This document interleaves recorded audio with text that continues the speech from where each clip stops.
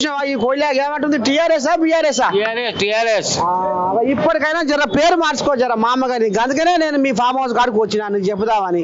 మీ form హౌస్కి వస్తే మీ police వాళ్ళు నన్ను తిప్పట్లాడిరి లోపలికి రానియరైరి షాయ పోయరైరి నీళ్ళు ఇయరైరి ఇక మరి ఉపవాసం ఉండి కడపని తినబెట్టుకొని మళ్ళీ ఇంటి పాడబడితే నా ముసలి ఇంత గట్క పోసినాక జర్ర పాలన నిమ్మలమైంది అక్కడ చూసావా ఆఖరికి వస్తారు బీఆర్ఎస్ అనేది జనాలు ఇంకా ఎరక చేస్తలేరు గుర్తుపడతలేరు టీఆర్ఎస్ అనేకైనా ఉంది కథ జర ఇప్పటికైనా ఆ పేరును మార్చుకో జరా ఏం సంగతి అదేనా ఓ అమ్మా ఏం చేద్దాం మరి ఇక అది మరి పండుగ వస్తుందిగా ఓట్ల పండుగ ఎట్లా చేస్తావు మళ్ళా ఉప ఎన్నిక రాబోతుంది మాగాని గోపినాథ్ కాలం చేసి మరి మీకు ఎమ్మెల్యే కావాలా వద్దా మాకా కావాలిగా మరి ఏ పార్టీ ఎమ్మెల్యే కావాలనుకుంటున్నావు టిఆర్ఎస్ అమ్మా ఓహో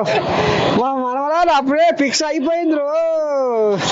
ఎందుకు మీ ఆడవాళ్ళకు పిరి బస్సు పెట్టే బస్సులో తిరుగుతారేవా పారా మంచిగా అనిపిస్తారేవా ఇట్లా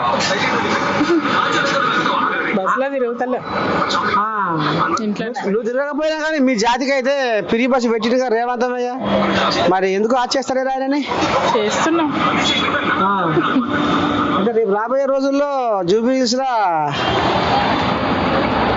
కాంగ్రెస్ బీఆర్ఎస్ చూడాలి అంతే తెలియదు నాకు కూడా అంత నువ్వేమంటావు మనరారా నువ్వేమంటావు నువ్వు ఎవరు రావాలనుకుంటున్నావు టిఆర్ఎస్ ఎందుకు అందాదా కాదు ఇప్పుడు టీఆర్ఎస్ అని ఉంటుందిగా కారణం ఉంటుంది కదా అంటే ఇది వస్తే గిట్లా వాళ్ళు గట్లా ఉంటుందిగా ఎందుకు కాంగ్రెస్ వచ్చినాక పనులు చేస్తలేరా మంచిగా అనిపిస్తలేదా పథకాలు బాగానే పెట్టినట్టుగా చేస్తున్నాడు ఆయన కూడా మరి చేస్తున్నాక మరి నువ్వు ఇటు మలుపుతున్నావు మరి బీఆర్ఎస్ అంటావు ఆయన కూడా చేస్తున్నాడు సరే ఇక గిట్లా ఉంది మా మనవరాల అమ్మాయి